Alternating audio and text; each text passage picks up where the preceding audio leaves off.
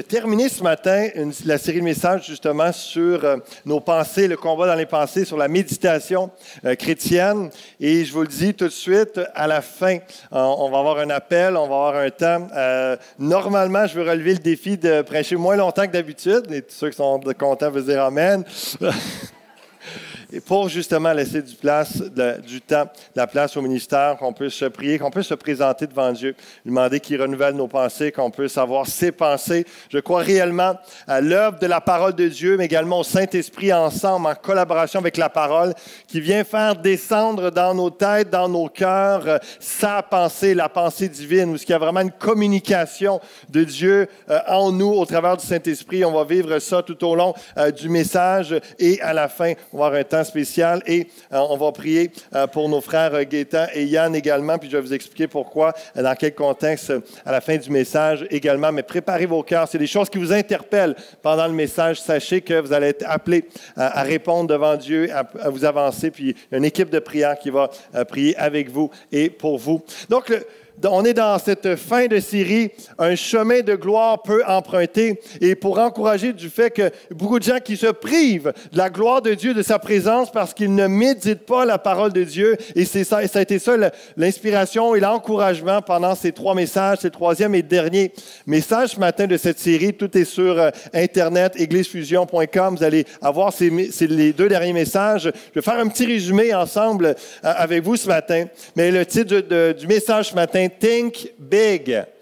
Think big. Pensez grand. Et j'aime à penser grand parce que Dieu est grand. Sa parole est remplie de promesses, de grandes choses, grandioses, glorieuses. Et je crois que par la méditation de sa parole, dans la prière, d'être en communion avec lui, va faire en sorte que de s'y attarder, on peut les voir prendre place. Notre foi embarque, mais aussi nos comportements, nos attitudes commencent à être influencés par ce que Dieu dit dans sa grandeur. Et lorsque je pense à grand aussi, je me laisse inspirer par un homme comme M. Boulian hier soir qui, j'étais béni de voir dans ce concert louange, témoignage, Jacques Boulian qui était là 85 ans, en pleine santé encore pendant plus d'1 heure, debout avec sa guitare, son épouse à côté en train de chanter des chants de louange, témoigner. Il prêchait le monsieur, il prêchait par ses chants, il prêchait par... Et je me dis, moi Seigneur, j'espère qu'à 85 ans, je vais être encore plein de vie, en train de prêcher la parole de Dieu, que mon épouse à mes côtés, qu'on puisse faire encore l'œuvre de Dieu, faire encore le ministère. J'étais vraiment inspiré, impressionné et béni hier. Et j'aime à penser à de grandes choses comme ça parce que Dieu est grand et que sa volonté se fasse dans ma vie, dans nos vies, dans l'Église Fusion. Amen. Donc, on a vu dans les 2 derniers messages, tout le monde médite, mais peu médite la parole de Dieu et sa création. Je mets un peu plus d'emphase sur la parole de Dieu, mais sachez que si vous faites une petite balade en nature, pas qu'on est panthéiste ici, puis que dans les arbres, Dieu est là, etc., mais Dieu est partout parce qu'il est omniprésent, il est le créateur de toutes choses. Et lorsqu'on regarde à sa création, même si Dieu, non, n'est pas dans l'arbre, ça va? OK? Il n'est pas dans l'eau que vous voyez si vous êtes sur le bord de la plage, de la mer, etc., mais il a créé toutes ces choses, il a mis des limites à toutes choses et on peut penser à Dieu, être inspiré et méditer sur sa création et avoir des révélations de Dieu, avoir toutes sortes de pensées qui viennent nous édifier, nous faire connaître Dieu sur différentes facettes. Mais je mets un peu plus l'accent parce qu'il y a une pleine révélation claire et je dirais même tangible dans la Bible, dans la parole de Dieu. Et tout le monde médite parce que pendant que je parle, il y en a qui sont en train de dire, bon, ça va-tu être intéressant ce matin? Est-ce qu'il va venir me chercher? Est-ce que je vais comprendre quelque chose? Est-ce qu'il va dire quelque chose de nouveau? Ou bien ça va être encore les mêmes choses que les 2 dernières fois? Est-ce que? D'autres sont en train de penser, est-ce qu'on va manger chez Normandin, chez Saint-Hubert après l'église? Ou est-ce qu'on va... D'autres, un peu plus sportifs, vont penser à « Hey, hier, c'était vraiment une game historique des Alouettes de Montréal. C'est la game de l'année. » Ils sont en train de repenser à ça. Tout le monde est en train de méditer quelque chose. Ou d'autres sont vraiment en train d'écouter et ils sont accrochés à mes lèvres par la foi. Et en train d'écouter le message, la parole de Dieu. Tout le monde médite, tout le monde est en train de penser à quelque chose. Même les psalmistes vont dire qu'il y en a qui méditent le mal.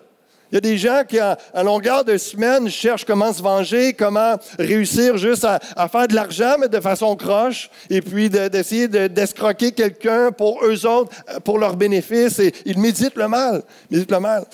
Qu'est-ce qu'on fait avec nos pensées? Qu'est-ce qu'on médite? Qu'est-ce qu'on entretient dans nos pensées va faire toute la différence dans nos vies. Méditer, en gros, ça implique de lire la Bible et de la mettre en pratique. Et ça implique de lire en prenant le temps d'y réfléchir. En prenant le temps, ça peut être juste 10 minutes ou 5 minutes ou 15 sur un verset. Mais juste le fait de s'arrêter. Vous avez lu un chapitre, par exemple, un matin ou un soir, ou un midi au travail, et puis là, vous arrêtez sur un verset en particulier, et vous commencez à le ruminer, vous commencez à mijoter, à vraiment réfléchir, vous attarder, demandez au Saint-Esprit qui vous parle, et c'est là qu'on peut approfondir, on peut saisir des choses, et ce moment, ce court laps de temps, non seulement la parole de Dieu s'imprègne dans nos cœurs, mais ça nous remet en question, ça nous défie, ça nous encourage, ça nous fortifie, ça nous aide aussi à mettre en pratique ce qu'on est en train de lire. Ça fait toute la différence dans nos vies. Et la méditation implique aussi de voir qu'est-ce que la Bible dit pour toi dans ta situation. Le fait de chercher, si vous avez vous êtes dans une situation particulière, c'est sûr que la Bible en parle à quelque part. Et puis, par toutes sortes d'outils, que ça peut être informatique sur votre ordinateur ou par Google, vous faites des recherches dans la Bible, tel thème, telle situation, et puis vous allez trouver une parole, vous allez trouver un verset, vous allez trouver quelque chose, et puis vous pouvez vous arrêter à voir qu'est-ce que Dieu dit dans ma situation. Parce que croyez-moi, la Bible est actuelle, elle est vraie, elle est pertinente pour vos vies dans toutes les situations de votre vie. Donc, je vous encourage à développer cette attitude, c'est ce comportement de méditation chrétienne où on s'arrête à des paroles de Dieu. Ça peut être dans votre lecture quotidienne ou hebdomadaire ou, comme je viens de le dire, dans des situations bien précises, bien spécifiques, dans des crises ou dans des recherches, dans des projets. Vous avez des thèmes qui vous préoccupent. La Bible en parle et peut méditer ces choses également. Donc, j'encourage en ce sens-là. On a vu que la méditation chrétienne est tout simplement la capacité à entendre la voix de Dieu et à obéir à sa parole. On médite sa parole, on médite la Bible, on entend, on reçoit la parole, on reçoit ce que Dieu nous dit et ça touche notre cœur, on s'y attarde et notre comportement change, on se met à mettre en pratique la parole. Méditation amène obéissance. La méditation, elle amène la repentance. L'obéissance, elle amène la transformation de nos cœurs en profondeur. Qui veut pas avoir une vie profonde, vraiment ancrée en Christ et ressembler un peu plus à Jésus-Christ semaine après semaine? Si vous êtes enfant de Dieu, il y a le Saint-Esprit qui vous pousse continuellement à ressembler à Jésus. La méditation est un outil puissant pour vous aider en ce sens-là. Je vous avais donné des exemples d'applications sur votre téléphone que vous pouvez télécharger gratuitement, des apps de méditation. C'est en anglais, mais un jour peut-être on va en créer un en français. Il y a Soul Time ou Jesus Words, et puis Soul Time vous accompagne dans une méditation guidée, peut-être 3 minutes, 8 minutes, 9 minutes, et puis sur des thèmes spécifiques que vous avez besoin d'entendre, et puis ça vous guide dans vos réflexions, dans vos pensées et vos prières. Et Jesus Words, c'est quelqu'un qui vous lit les textes, les paroles, les enseignements de Jésus-Christ. Et vous pouvez mettre avec une musique à l'arrière, vous pouvez le mettre dans un background comme vous voulez. Et puis, juste pour s'arrêter, écouter la parole, la méditer et la laisser percuter nos cœurs. Et vous allez vivre. Si on est très réaliste, là, j'aime ça être terre à terre, lorsqu'on le fait régulièrement, il y a des moments que c'est juste bon parce que c'est la parole de Dieu, puis le fait de s'y avoir attardé, ça fait qu'on y repense et puis ça a une influence sur nos vies d'une quelconque façon. Mais des fois, c'est sans plus. C'est juste... mais d'autres fois, c'est... Wow! Okay, je n'avais pas vu ça comme ça, je n'avais pas saisi. Puis là, Dieu parle à ton cœur d'une façon particulière et c'est vraiment quelque chose, des doux moments, des beaux moments. Je vous invite tellement à vivre cela. Ça peut se faire avec des applications, comme ça peut se faire évidemment complètement seul avec une Bible. Il y a toutes sortes de façons de le faire. Découvrez votre façon, mais je vous encourage à le faire, à le vivre régulièrement. On a vu aussi les remèdes à l'anxiété dans Philippiens chapitre 4. La prière avec action de grâce, de savoir dire merci en toutes choses et d'orienter, de faire connaître à Dieu nos besoins, de remercier Dieu qu'il va intervenir, remercier Dieu pour qui il est, ce qu'il fait dans nos vies, orienter nos pensées vers Dieu et de pratiquer sa parole sont 3 remèdes à l'anxiété. Et combien de gens sont pris avec les antidépresseurs et ça peut nous aider un bout de temps. Mais si on ne change pas nos pensées, si on ne change pas notre vie à tous les jours, cette anxiété, ces stress vont revenir régulièrement parce qu'on ne saura pas comment remplacer toutes ces inquiétudes ou ces mauvaises habitudes d'entretien, de mauvaises pensées ou de stress par la vérité, par la présence de Dieu, par les vérités de la parole. Donc, ces 3 remèdes-là que Philippiens 4 nous enseigne aident réellement à emmener une paix de Dieu, à vivre une profondeur, une proximité. Je ne suis pas en train de dire que vous ne vivrez jamais d'inquiétude. C'est juste que vous ne serez pas dominé par vos inquiétudes et vous ne serez pas dirigé ou vraiment influencé continuellement par vos inquiétudes. L'apôtre Paul, lorsqu'il a écrit ça, il était en prison. Il a vécu toutes sortes de drames dans sa vie. Mais c'est justement par son expérience avec Dieu qu'il a eu l'inspiration du Saint-Esprit d'écrire à l'Église de Philippe, de dire, voici comment, dans tous vos besoins, dans tous vos stress, dans toutes vos luttes, dans toute la persécution que vous perdez à des amis, que vous avez perdu votre maison, vous avez été mis dehors, etc., à cause de la persécution, ça c'est le contexte des premiers chrétiens. Ça amène tout plein d'anxiété, de stress, d'inquiétude, mais faites connaître à Dieu vos besoins. Priez avec action de grâce, orientez vos pensées vers Dieu, entretenez dans vos pensées les choses de Dieu, pratiquez sa parole et le Dieu de paix sera avec vous. Avez-vous commencé à prendre le taureau par les cornes? Vous vous rappelez de cette illustration? Avez-vous commencé à prendre le taureau par les cornes? Parce que Philippiens 4, ce que Paul est en train de dire, et je dirais même ce que Dieu est en train de dire au travers de la lettre de Paul à son Église, qu'il est en train de dire, c'est prends tes responsabilités. Ce n'est pas Dieu qui va vraiment faire en sorte qu'il va tout décider puis de ce que tu as dans ta tête. C'est toi qui es responsable de ce que tu mets là-dedans, de ce que tu entretiens, de ce que tu vois continuellement ou de ce que tu lis et qui va faire en sorte que tu l'entretiens et que ça va influencer tes réflexions et ensuite ton comportement parce qu'on a vu également que les pensées influencent nos actions. Vous voulez savoir là, la direction que vous allez prendre dans votre vie? Bien, réfléchissez depuis des mois ou des semaines à quoi vous pensez. Et c'est les actions que vous êtes en train de poser dans le présent. Ce sont les pensées des derniers mois. Faites l'exercice à la maison, faites le travail. Et c'est drôle que des gens qui entretiennent toujours des inquiétudes ou que ça va aller mal, puis ça ne réussira pas, ils vivent l'échec. Ils sont en train de saboter leur vie, leur destinée à cause de ce qu'ils entretiennent comme mauvaise pensée. Prenez le taureau par les cornes, prenez vos responsabilités en tant que chrétien. Dieu vous donne des perles dans sa parole. Ils sont là à disposition et c'est gratuit. Et c'est gratuit. C'est là, accessible pour vous. Et vraiment, vous pouvez devenir des chrétiens forts et matures et victorieux.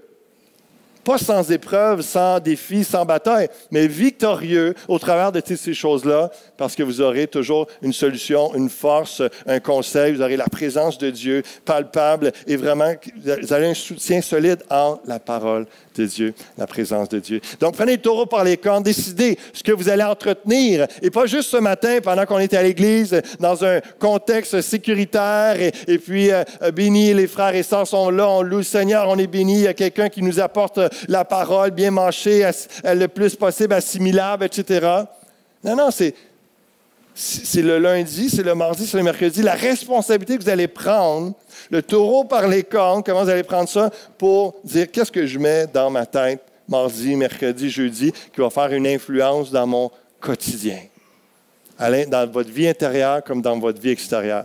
Dans votre couple, comme dans vos relations de travail, comme dans votre carrière, comme dans quoi que ce soit, votre ministère, ou quoi que ce soit qui est dans votre présent ou dans votre futur. Philippiens 4. Et je veux qu'on s'attarde sur ce verset ce matin, quelques minutes. Philippiens chapitre 4. Ça vient juste après avoir parlé ce que je viens de vous résumer en quelques minutes, faire connaître nos besoins à Dieu. de prier avec action de grâce et vraiment, et là, il nous encourage à entretenir de saines pensées. Au reste, frères, que tout ce qui est vrai, tout ce qui est honorable, tout ce qui est juste, tout ce qui est pur, tout ce qui est aimable, tout ce qui mérite l'approbation, ce qui est vertueux et digne de louange, soit l'objet de vos pensées. Est-ce que c'est ce genre de pensée que vous entretenez tout au long de la semaine? Est-ce que tout ça, toutes ces choses sont l'objet de vos pensées? Think big. Le verset 8, ce sont les excellences des vérités de Dieu. Think big, pense grand, selon la parole de Dieu. Entretiens l'excellence dans ta tête. Entretiens l'excellence de la parole de Dieu dans ta tête continuellement et tu vas vivre l'excellence de la parole de Dieu. Entretiens l'excellence des vérités de Dieu. L'excellence, on peut le résumer par ces 8 critères que je viens de vous lire, mais on va les regarder ensemble. On va même faire un petit exercice.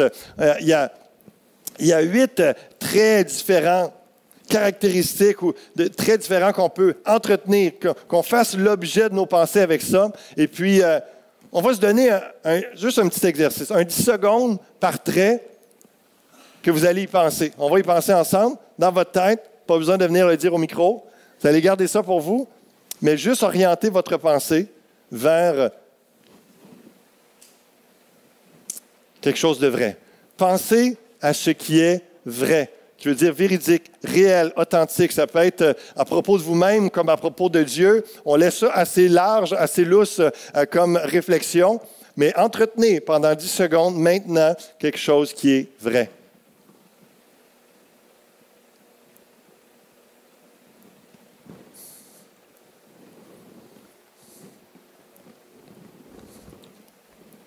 Ça va? Maintenant, pensez à ce qui est honorable, qui veut dire respectable, discernant le sacré du profane, ça veut dire ce qui est de Dieu ou qui n'est pas de Dieu. Qu'est-ce qui vous vient rapidement? Gardez ça en tête. Pensez 10 secondes à quelque chose d'honorable.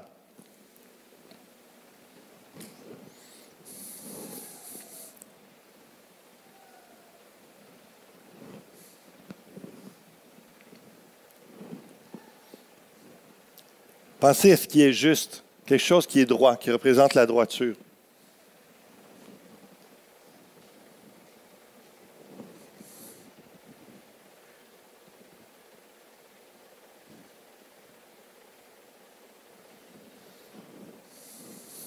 On continue la méditation. C'est très rapide, mais c'est un exercice que vous pourrez allonger à la maison. Pensez à quelque chose qui est pur, ce qui est moralement propre et non souillé. Une pensée qui est pure, à propos de vous, à propos de Dieu. Pensez à une pensée pure.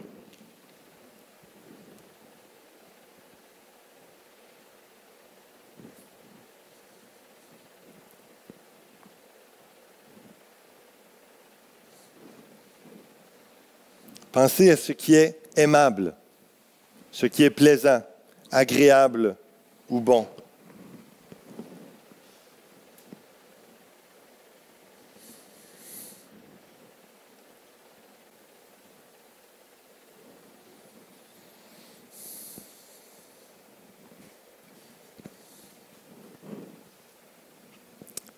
Pensez à ce qui est méritant l'approbation, ce qui amène une excellente réputation. 10 secondes.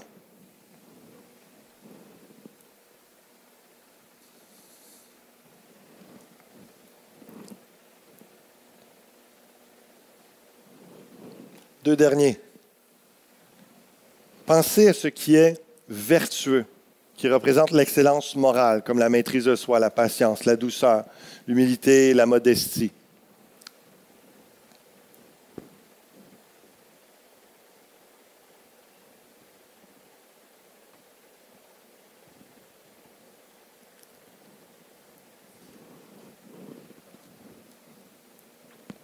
Et pour terminer, digne de louange. Pensez ce qui est digne de louange. Ce que Dieu dirait à vous, bravo, bon et fidèle serviteur, bon et fidèle servant.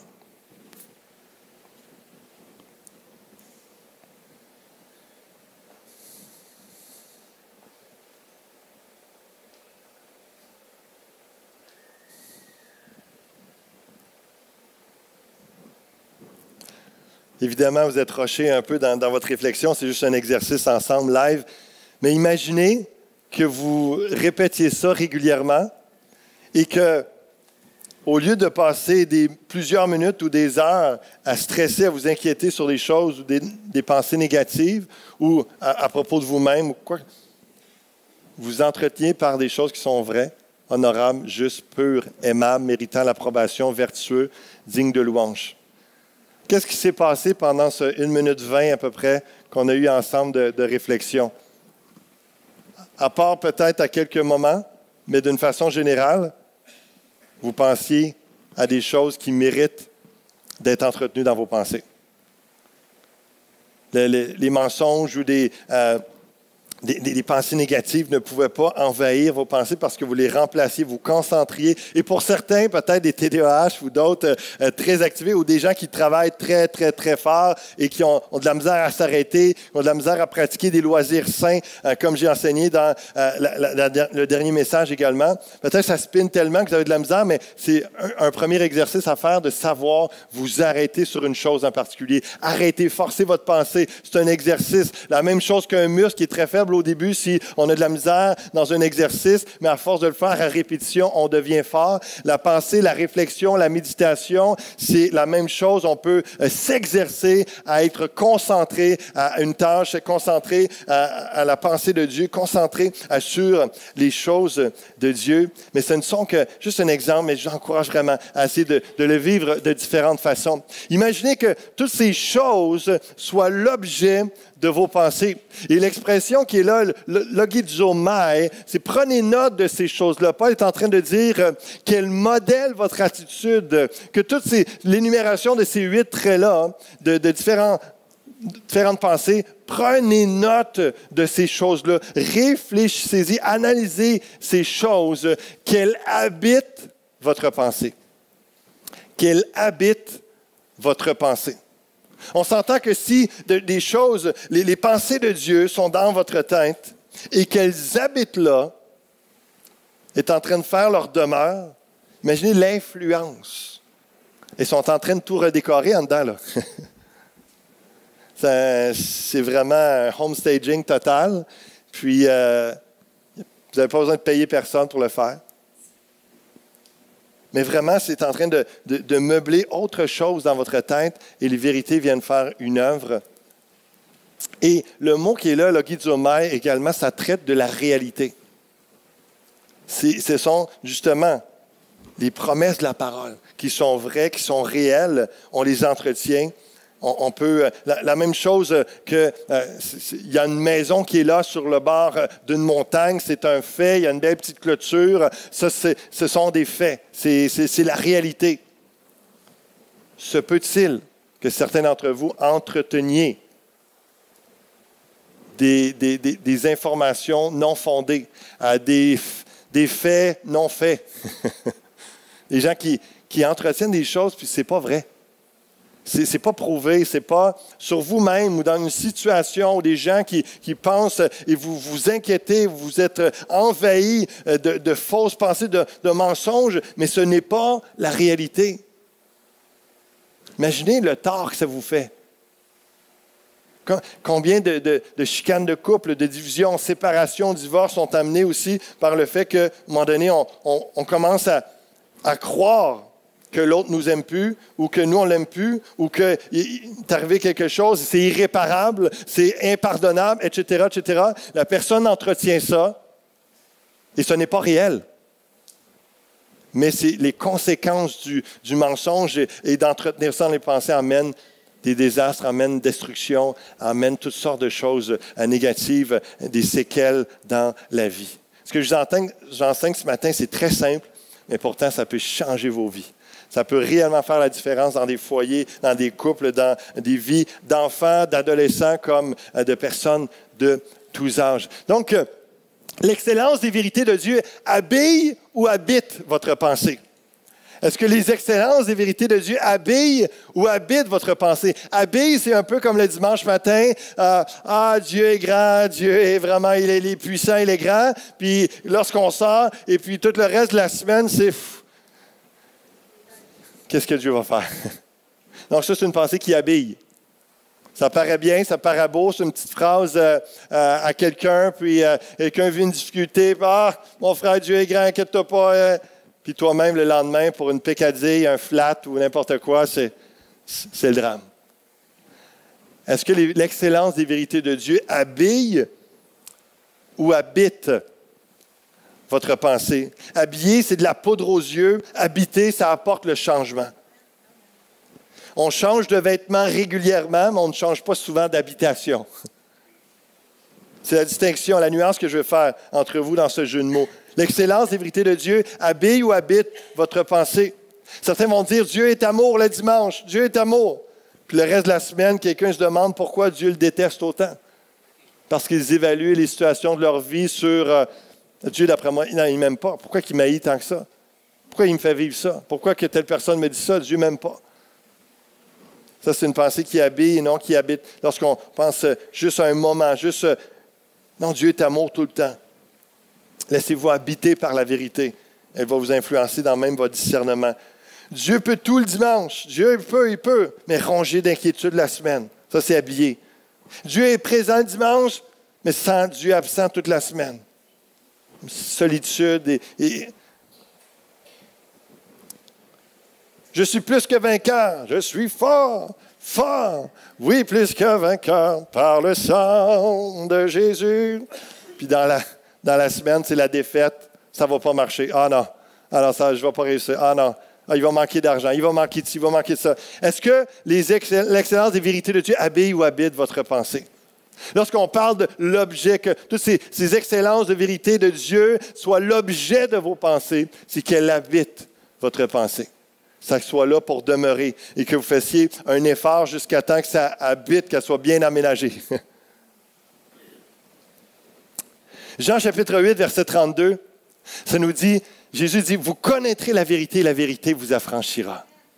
Il y a des gens qui sont liés de mensonges à propos d'eux-mêmes, à propos de quoi que ce soit. Ils sont liés, ils ne sont pas dans la liberté, ils sont encore esclaves. Et principalement, ça nous parle de l'esclavage du péché. Et que seulement en Jésus-Christ, seulement par sa mort sur la croix, par son sang versé sur la croix pour nous, ça nous purifie, ça nous pardonne de tous nos péchés. Lorsqu'on reconnaît que Christ est mort à notre place, il y a cette vérité qui vient nous affranchir, de faire en sorte que peu importe qu'on soit parfait ou non, on est tous imparfaits en passant, et donc on est pardonné, on est purifié, on est affranchi.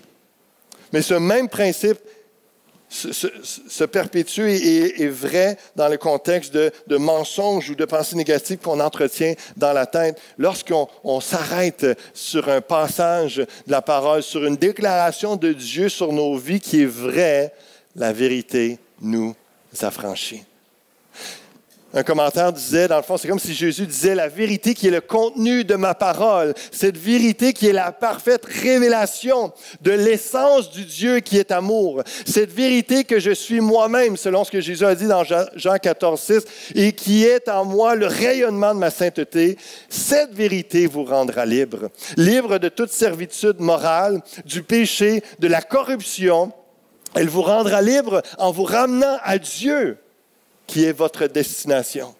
Intéressant, ça, comment c'est dit.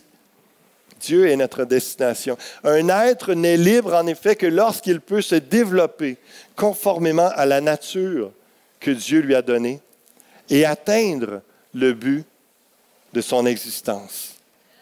Vous connaîtrez la vérité et la vérité vous affranchira.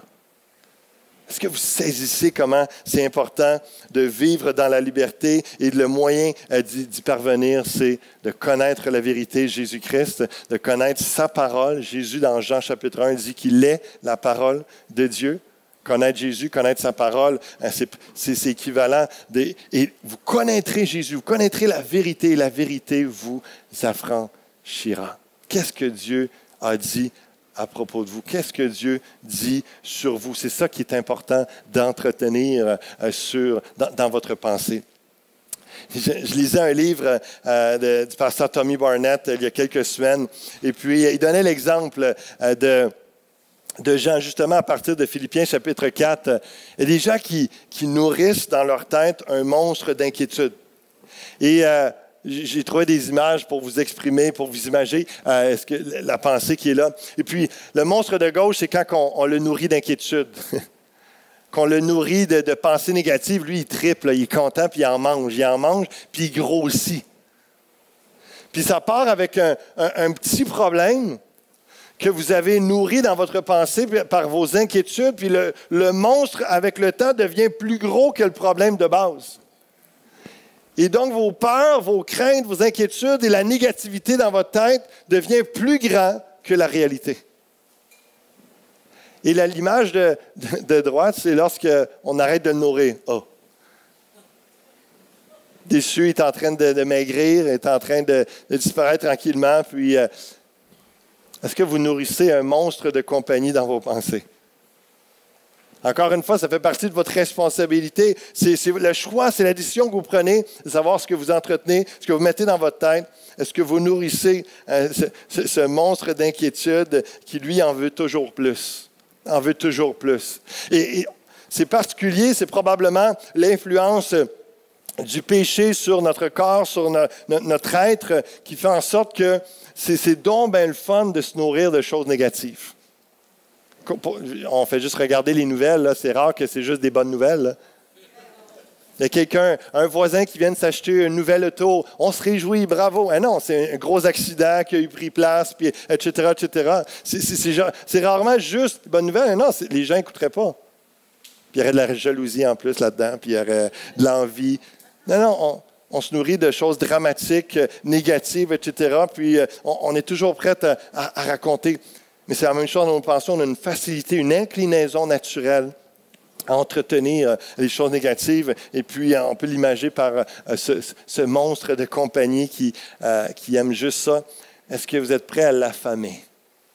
Est-ce que vous êtes prêt à le laisser mourir pour voir la gloire de Dieu dans votre vie, pour voir la vérité prendre place et vous affranchir, vous emmener, vous garder dans la liberté? Un petit exercice à faire chez vous. Je vous encourage à ça. Faites une liste de vos pensées négatives et une autre liste qui va venir compétitionner à ça, des vérités bibliques pour vous libérer des pensées négatives. Des pensées négatives du style « Dieu ne me pardonnera jamais »,« Personne m'aime »,« Je ne mérite pas de vivre »,« Je ne mérite pas de réussir »,« Ça finit toujours mal avec moi »,« Je suis bonne à rien »,« Aucun homme ne voudra de moi », etc., etc. Des pensées négatives qui sont des mensonges, qui ne sont pas des faits, qui ne sont pas une réalité. Vous pouvez les lister. Si vous n'avez pas fait le ménage dans votre âme, dans vos pensées, il y a bien des années et que vous n'êtes pas à jour régulièrement, c'est sûr qu'il y a quelque chose que vous laissez traîner dans votre pensée. Et que vous en soyez conscient ou pas, que ça influence vos paroles puis vos actions de tous les jours. La manière que vous éduquez vos enfants, la manière que vous interagissez avec votre patron, les autorités ou les gens inférieurs, si vous êtes en position d'autorité, et vos pères, il y a tout. Mais lorsqu'on peut mettre ça à jour, c'est un exercice, je vous encourage à le faire, ça peut vraiment être bénéfique. Et peut-être avec soit encore une fois, une recherche sur Internet, recherche dans votre Bible, une concordance. Concordance, c'est un outil où vous avez un mot, vous cherchez tous les versets qui parlent d'amour, par exemple. Bien là, vous ouvrez le livre qui s'appelle la concordance, et puis là, il vous dit tous les versets dans la Bible qui a le mot amour. Et c'est très pratique. Et puis là, vous vous nourrissez de tout ce que Dieu parle à propos de l'amour. Puis vous allez réaliser combien Dieu est amour, combien Dieu vous aime. Sinon, il y a un frère qui me parlait la semaine passée d'un petit livre, Promesses de la Bible pour vous. 1500 citations bibliques pour la vie quotidienne. Même principe comme concordance, c'est par thématique sur toutes sortes de sujets et puis des promesses reliées à ça. Et donc, selon votre défi, votre inquiétude, votre crainte, vous allez chercher un verset, puis vous vous nourrissez de ce verset-là, de la parole de Dieu, la promesse sur votre vie, et voyez l'effet. Voyez l'impact, voyez la beauté. C'est une vingtaine de dollars, ce livre-là. Vous pouvez les commander à la librairie si vous voulez, auprès de notre sœur Arlette ou dans la semaine avec notre secrétaire Liliana. Vous pouvez vous procurer directement sur Internet aussi. Donc, des promesses de la Bible pour vous, 1500 citations bibliques pour la vie quotidienne. Mon point, c'est juste d'arriver d'une façon très pratique à justement vivre ce changement-là, cette transformation, le renouvellement de l'intelligence, pour ne plus penser comme cette société perdue, ni comme des gens qui croient toutes sortes de mensonges ou qui se sont fait dire des choses négatives depuis leur jeunesse, qui ont grandi avec ça et que ça nuit à leur vie de tous les jours. Une liste de vos pensées négatives et Dieu m'aime pas? Non. Plein de versets qui montrent la preuve que Dieu vous aime et puis vous entretenez ces vérités-là. Donc, décidez ce que vous allez croire et mettre comme objet de vos pensées. Qu'est-ce qui va habiter votre pensée? C'est vous qui choisissez ça. C'est vous qui choisissez ça. Décidez ce que vous allez croire et mettre comme objet de vos pensées. J'invite le groupe de louanges. Je vous lis 2 derniers passages et puis on va aller dans la louange, dans la prière. Et puis, je vous invite à vous présenter devant le Seigneur. Je vous invite à vraiment, à simplement vous approcher, puis que ce soit un besoin de restauration, de renouvellement, un mensonge que vous croyez encore, puis vous savez, vous avez eu le discernement de voir que c'est un mensonge, vous savez venir le déposer au pied du Seigneur. On va vous accompagner dans la prière et croire Dieu que sa vérité va vous affranchir. Croire Dieu que sa parole va vous affranchir, que Dieu vienne vous donner une force, une capacité pour avoir adopté cette nouvelle discipline de vie, de méditer la parole de Dieu et d'entretenir de saines pensées, des vraies pensées selon l'excellence qu'on a vue dans Philippiens 4.8 et puis de voir l'impact, le changement dans vos vies. Et je suis convaincu que si une majorité d'entre vous le fait, dans quelques semaines, dans quelques mois, on va entendre toutes sortes de témoignages de gens, de vies transformées, wow! Mais ça, la paix, la joie, ce n'était pas des émotions que je ressentais beaucoup avant. Puis maintenant, je le ressens plus régulièrement. Des choses qui vont changer dans votre attitude et dans votre vie intérieure, mais dans votre comportement également. Vivre des délivrances, des libérations et un rafraîchissement de votre vie chrétienne. Un approfondissement de votre foi en Dieu. Jésus est la parole. Et elle est notre guide et la vérité qui affranchit. Hébreux chapitre 4, verset 12 nous dit « La parole de Dieu est vivante et efficace, plus tranchante qu'une épée quelconque à 2 tranchants. » On peut reprendre le chant « Je m'abandonne ». Et la parole de Dieu est vivante, efficace, plus tranchante qu'une épée quelconque à 2 tranchants, pénétrante jusqu'à partager âme et esprit, jointure et moelle. Elle juge les sentiments et les pensées du cœur. Est-ce que je voulais attirer votre attention sur cette vérité qui vient d'être lue? Jésus, la parole, notre guide, la vérité qui a franchi. C'est la Bible, c'est la parole de Dieu qui va vous aider à discerner, à juger les pensées de votre cœur. Est-ce que c'est bon? Est-ce que c'est vrai? Est-ce que c'est valable? Est-ce que c'est à entretenir ou non? La parole de Dieu, elle est vivante, elle est efficace. Et elle partage, elle fait vraiment la distinction entre le bien et le mal et entre ce qu'il y a dans notre cœur. Elle juge les sentiments et les pensées du cœur. Elle éprouve nos motivations, elle éprouve nos pensées, elle sonde nos cœurs. Puis c'est vraiment un bon filtre et c'est le guide par excellence pour faire en sorte, est-ce que je pense la pensée de Dieu? C'est ma prière régulièrement de dire, Seigneur, communique-moi ta pensée. Que ce soit pour un message, que ce soit pour une rencontre que je veux faire avec quelqu'un, que ce soit pour quelconque décision à prendre dans ma vie. Seigneur, c'est quoi ta pensée là-dessus? Donne-moi ton intelligence, donne-moi ta compréhension, ton discernement. Donne-moi ta pensée, Seigneur. Et dans sa parole régulièrement, il y a un tri qui se fait. Dernier passage, 2 Corinthiens chapitre 10, verset 4, dans la version français courant. « Nous détruisons les faux raisonnements. Nous renversons tout ce qui se dresse orgueilleusement contre la connaissance de Dieu. Nous faisons prisonnière toute pensée pour l'amener à obéir au Christ. » Des pensées de mort, des pensées de mensonges sur votre vie, sur votre famille, sur quoi que ce soit par rapport à vous. Si c'est un mensonge, vous êtes responsable de l'amener être soumis à obéir au Christ, de vraiment laisser la parole de Dieu faire un effet et de combattre spirituellement dans la prière également, parce que certains d'entre vous, ça va être un combat. Et les choses, c'est tellement enraciné, il y a tellement un mensonge que vous croyez sur vous-même depuis tellement longtemps que vous êtes convaincus que c'est vrai, que les autres ont beau vous dire que c'est un mensonge, mais vous le croyez encore. Jusqu'au moment où Dieu va vous le dire. Vous allez vous approcher, puis il y aura ce combat spirituel, mais il y a une question de prendre le taureau par les cornes, de vouloir et de dire que non, je vais entretenir la vérité, je vais entretenir la parole de Dieu, l'excellence des vérités de Dieu. Nous détruisons les faux raisonnements, nous renversons tout ce qui se dresse orgueilleusement contre la connaissance de Dieu. Nous faisons prisonnière toute pensée pour l'amener à obéir au Christ. On est tous influencés de quelconque façon et régulièrement dans mes prières, je demande, Seigneur, que toutes mes pensées soient captives en toi. Je ne veux pas commencer à penser, à dévier de la vérité de la parole. Je suis qui, moi, pour commencer à dire ça, c'est la vérité? Dieu l'a révélé dans sa parole.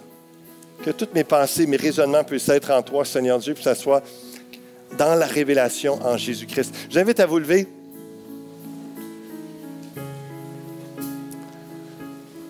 Votre vie peut être bâtie ou sabotée par vos pensées. Je vous invite à thinker big, à penser grand, selon la parole de Dieu. Pas selon juste vos idées de grandeur, mais selon la parole de Dieu. Il va vous inspirer une créativité, il va vous inspirer sa grandeur, sa gloire, sa vérité. Ça va vous faire tellement de bien d'être bâti sur sa parole. Et alors que le chant va commencer, j'invite les gens à s'avancer comme un geste symbolique de foi, de se présenter devant Dieu. J'ai invité tout de suite les pasteurs et l'équipe de prière, Linda, Yvon et d'autres qui sont appointés dans l'équipe de prière pour prier, pour vous accompagner dans la prière. Et j'aimerais ça qu'on invite aussi notre frère Gaétan, puis Yann. J'aimerais ça, Gaétan, si tu veux venir, s'il vous plaît, avec Yann aussi à l'avant.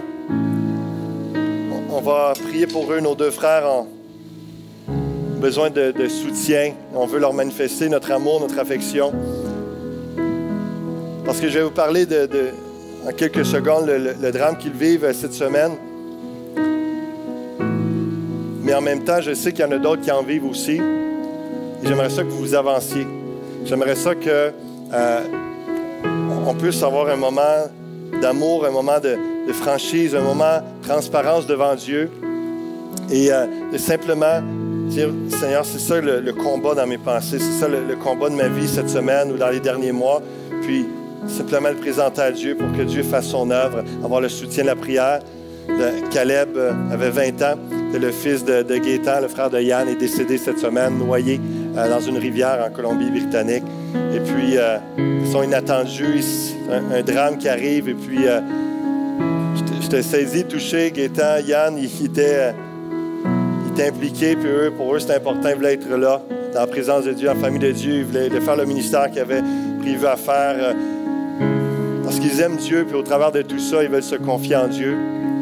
Et qu'on peut juste les soutenir, que dans les prochains jours, les prochaines semaines, ça va être intense parce qu'ils n'ont pas retrouvé le corps encore, puis ils veulent, on ne sait pas quand vont être les funérailles, etc. J'invite quelques personnes à les entourer, puis les autres, il y a d'autres personnes aussi. Je vais descendre, on va entourer aussi les autres personnes, prier.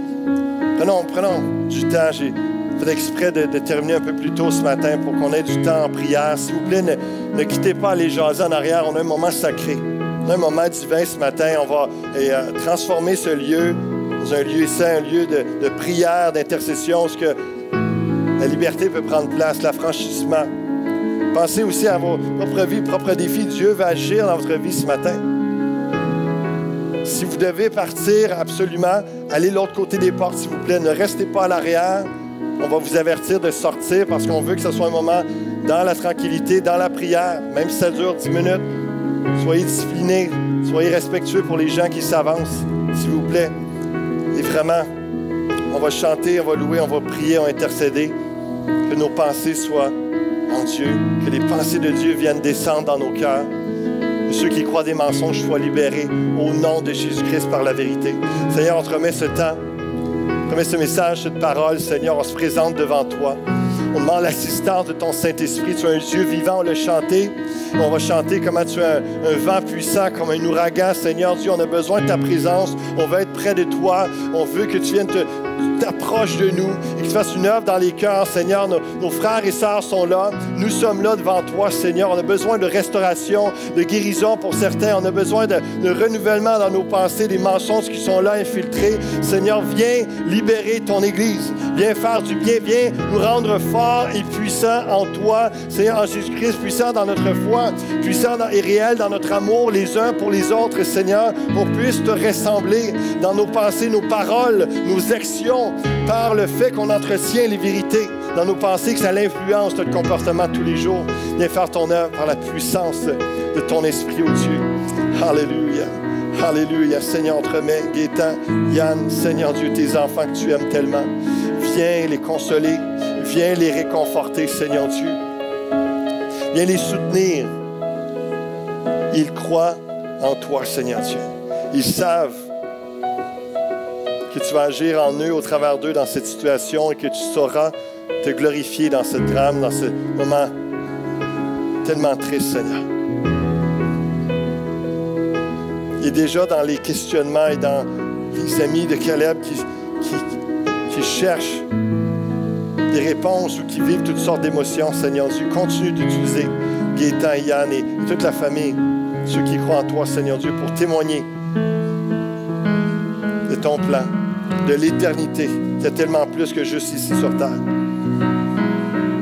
Une multitude se tourne vers toi au travers de cette situation, Seigneur. Dans ta tendresse, dans ton amour, Seigneur, dans ton réconfort. Viens, oh Dieu. Touche cette famille. Touche la maman, Seigneur. Touche les frères et sœurs, les amis. Merci de ce que tu vas faire. De ce que tu es en train de faire ce matin, Seigneur.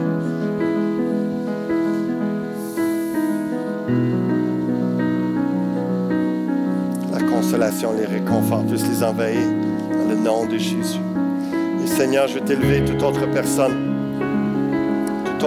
qui sont avancées ou d'autres qui sont restées dans les bancs ce matin.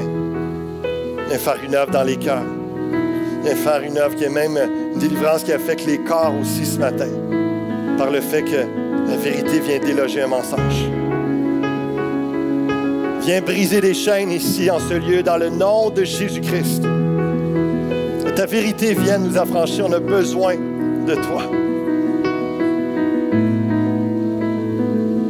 Entouré de mensonges, de pensées négatives continuellement, de toutes sortes de façons. Si on veut se tourner vers toi, se confier en toi. Alléluia. Alléluia. Pendant que notre frère nous conduit dans le chant, continue à prier, continue à rester concentré dans la présence de Dieu. De prier pour ceux qui sont en avant, prier pour vous, prier pour vos enfants, combattez le combat spirituel qu'ils peuvent vivre, afin que leur pensée soit dans la vérité, pensée en Jésus-Christ. Prions ensemble. Continuons à chanter, prier.